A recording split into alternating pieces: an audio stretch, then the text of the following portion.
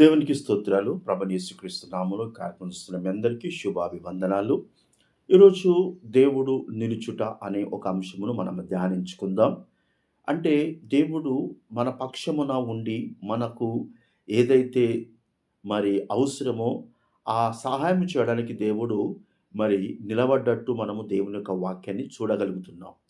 ఇక్కడ మనము ముందుగా రోమీయులకు రాసిన పత్రిక 8వ అధ్యాయము 31వ వచనం గమనించినట్లయితే, రోమీయులకు రాసిన పత్రిక 8వ అధ్యాయము 31వ వచనములో పరిశుద్ధ గ్రంథములో నుంచి దేవుడు మన పక్షమున ఉండగా అంటున్నాడు. అంటే దేవుడు మన పక్షమున నిలబడు దేవుడై ఉంటున్నాడు. మన పక్షమున దేవుడు కార్యం చేయడానికి సిద్ధముగా ఉంటున్నాడు. మనల్ని విడిచిపెట్టే దేవుడు కాడు. దేవుడు అంటాడు, నేను మిమ్మల్ని అనాథలుగా విడువను అంటున్నాడు. అంటే దేవుడు మన పక్షమున ఎప్పుడు ఉండడానికి దేవుడు ఇష్టపడుతున్నాడు. కనుక మనం ప్రతి విషయంలో దేవునికి లోబడుతూ ఉండాలని దేవుని యొక్క వాక్యము సెలవిస్తున్నది. ఇక్కడ పరిశుద్ధ గ్రంథములో నుంచి మనము మార్కు సువార్త 10వ అధ్యాయము 49వ వచనంలో ఒక మాట ఉన్నది. మార్కు సువార్త 10వ అధ్యాయము 49వ వచనములో ఇక్కడ అప్పుడు యేసు, ఇక్కడ మనము ఒక మాట గమనించినట్లయితే, ఒక గుడ్డివాడు దావీదు కుమారుడా నన్ను కరుణించుమని కేకలు వేసిండు.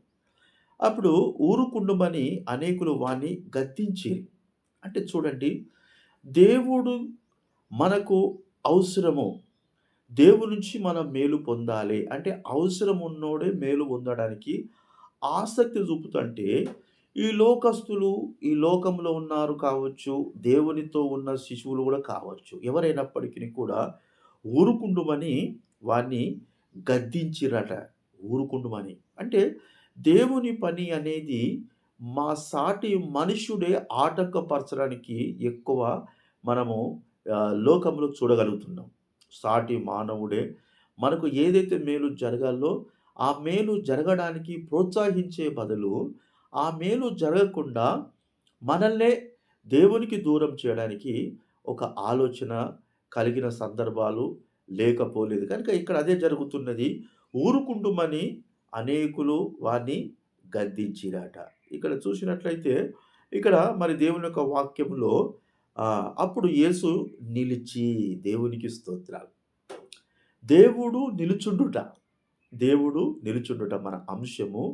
వాడు బాధ, వానికున్న వేదన, వానికున్న దుఃఖము, వానికున్న శోధన అది అర్థం చేసుకున్న దేవుడు ఒక నిమిషంలో అర్థం చేసుకొని, దేవుడు ప్రయాణమైపోతూ నలుగురు ఏమనుకుంటారో, ఈ సామాన్యునికి సహాయం చేస్తే అని అనుకోకుండా దేవుడు అక్కడ వాని సమస్యకు పరిష్కారం చేయడానికి దేవుడు నిలబడ్డాడు.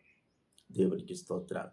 ఇక్కడ ఏం జరిగింది? అప్పుడు యేసు నిలిచి వారిని పిలవడని చెప్పగా వారు గుడ్డివారిని పిలిచి ధైర్యము తెచ్చుకోమను, ఆయనను పిలుచున్నాడు అని చెప్పారు. అంటే చూడండి, ఇంతకుముందేమో గద్దరించారు, పిలువకు పోనీయి అన్నారు. ఇప్పుడేమో ధైర్యం తెచ్చుకోమంటున్నారు. ప్రజలు ఎలా ఉన్నారు అంటే మనకు తెలుసు. మనకేదైనా మంచి జరుగుతుందంటే జరగకుండా దాన్ని దూరం చేయడానికి, ఆ మంచిని ఆప్ చేయడానికే ప్రయత్నం చేస్తూ ఉంటారు. కానీ ఎప్పుడైతే దేవుడు మన పక్షంలో ఉంటాడో ఆ ప్రజలే మళ్ళా సహాయం చేయడానికి మరి సిద్ధహస్తులుగా అవుతున్నట్టు మనం వాక్యాన్ని చూస్తున్నాం.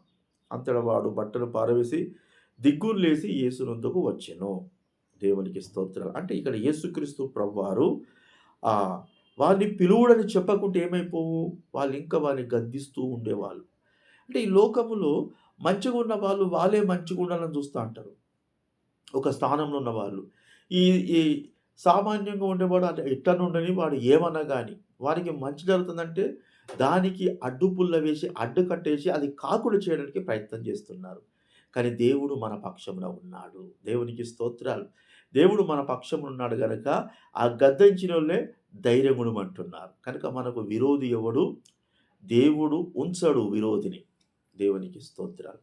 అదే విధముగా మనము 2వ తిమోతి రాసిన పత్రిక 2వ తిమోతి 4వ అధ్యాయము 17వ వచనములో, తిమోతి రాసిన పత్రిక 4వ అధ్యాయము 17వ వచనములో, అయితే నా ద్వారా సువార్త నముగా ప్రకటింపబడు నిమిత్తం అన్యజనులందరూ దానిని విను నిమిత్తం ప్రభువు నా పక్కన నిలిచి నన్ను బలపరచెను గనుక నేను సింహముల నోటి నుండి తప్పించబడితిని. దేవునికి స్తోత్రాలు. ఇక్కడ చూసినట్లయితే సింహాలు మన పౌలు భక్తుడి జీవితంలో కూడా మరి సింహాల బోనులో గూడా ఈయనను గూడా వేసిండ్రు. కనుకనే ప్రభు ఆయన పక్కన నిలుచున్నాడు గనుకనే ఆ సింహాల నుంచి గూడా ఆయన తప్పించబడ్డట్టు చెప్పుతున్నాడు. అంటే దేవుడు మన పక్షమున ఉన్నాడు. దేవుడు మన పక్షమున ఉండగా ఏ విరోధి గూడా ఏది మనకు అపకారం తలపెట్టాలని చూసినా ప్రభు మాత్రము ఆ అపకారమును మన దగ్గరికి దరిదాపులకు రానివ్వడు. ఈయన సింహాల ఉండు మరి నోటి దగ్గర దాకా వెళ్ళిండు గానీ ప్రభు నిలబడ్డాడు గనుకనే ఆ సింహాల నోరు ఈయన మీదికి రాకుండా ఆగిపోయింది. అంటే మన జీవితంలో గూడా భయంకరమైన పరిస్థితులు ఎదురవుతా ఉంటాయి. మరణానికి సంబంధించిన పరిస్థితులు, వ్యతిరేక పరిస్థితులు, అననుకూలతలు అకస్మాత్తుగా వచ్చి పడతా ఉంటాయి. కానీ దేవుడు మన పక్షమున ఉన్నాడు. దేవుడు నీ పక్షమున నిలుచున్నాడు.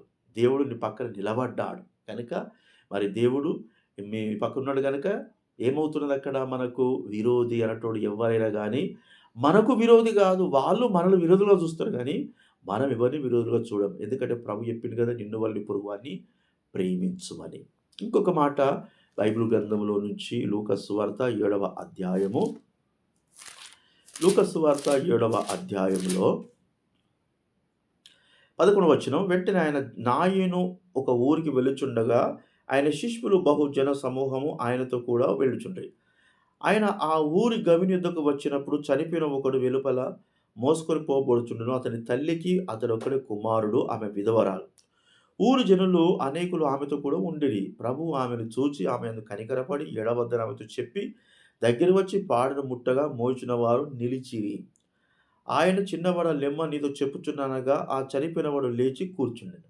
దేవునికి స్తోత్రాలు. అంటే దేవుడు మన పక్షమున ఇక్కడ ఆ స్త్రీ మరి ఎవరు ఒక పరిచయమున్న వ్యక్తి కాదు, బంధువు కాదు గానీ, దేవుని యొక్క మనసేందంటే ప్రతి ఒక్కరి పక్షం నుండి కార్యం జరిగించాలని దేవుని యొక్క చిత్తము, దేవుని యొక్క ఇష్టమైనది. ఆమెకు ఆధారము ఒకటే. ఆమెకు విధవరాలు.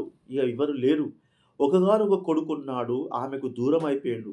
ఆమె భవిష్యత్తు ఏమిటి? ఆమె బాధ ఎలా ఆమె ముందుకు తన జీవితాన్ని కొనసాగించాలి అనేది యేసుక్రీస్తు ప్రభువారు ఆలోచించి అక్కడికొచ్చి ఆమెకు ఏదైతే దూరమైనదో ఆ దూరమైన దానిని అప్పటిదప్పుడే దేవుడు ఆమెకు మరి సజీవంగా ఆమె కుమారుని అప్పగించిండు. దేవుడు నీ జీవితం కూడా ఏదైతే నీకు దూరమైందనుకుంటున్నావో, ఏదైతే నాకు కాకుండా పోయిందనుకుంటున్నావో, మరి దేవుడు అద్భుతంగా ఆయన నిలుచుండి నీ పక్షాన అద్భుతం కార్యం చేసడానికి దేవుడు సిద్ధంగా ఉన్నాడు, ఇష్టపడుతున్నాడు.